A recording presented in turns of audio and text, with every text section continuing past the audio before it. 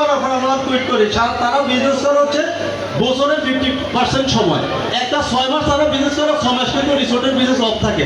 But আমাদের যে রিসোর্টটা এটা বছরের 12 মাসই আপনি আমাদের কার্যক্রম যেটা চলতে থাকবে, কারণ ওটার মধ্যে আমাদের হাউজিং প্রকল্পের ভিতরে তো কম বেশি 1 লক্ষ মানুষ কি অবস্থান করবেন, তার মানে আমাদের রিসোর্টটা রানিং থাকবে ইনশাআল্লাহ।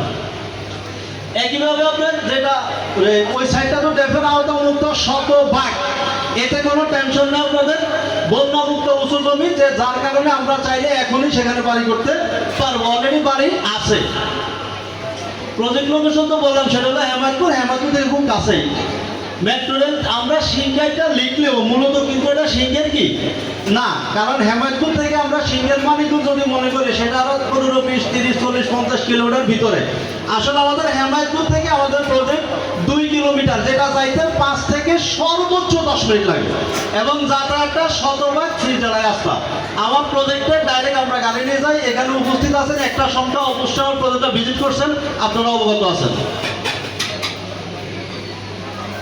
একইভাবে আপনি গাবতলী বাস টার্মিনাল যেটা বললাম, সরাসরি প্রজেক্ট, মেট্রো রেল, 2 পাশের রাস্তা। আমাদের প্রজেক্টের মিনিমাম হচ্ছে 20 ফিট রাস্তা, সর্বোচ্চ হচ্ছে 60 ফিট রাস্তা ভিতরে।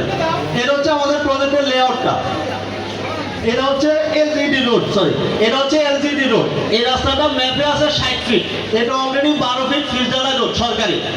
এটা থেকে আমাদের প্রজেক্ট লোকেশন আমরা এভাবে ঢুকছি, এটা হচ্ছে আমাদের 30 ফিট রাস্তা। এই 30 ফিট রাস্তার এই চারটা হচ্ছে আমাদের কমার্শিয়াল প্লট, যেখানে আমরা কমার্শিয়াল যত স্থাপনা আছে সেগুলো করবো। এইগুলো হচ্ছে আমাদের ভিআইপি প্লট, এই লেনটা হচ্ছে ভিআইপি প্লট। এটা অলরেডি লেআউটটা আমাদের কমপ্লিট ডান। এটা 19-20 হতে পারে, 18-20 হবে না।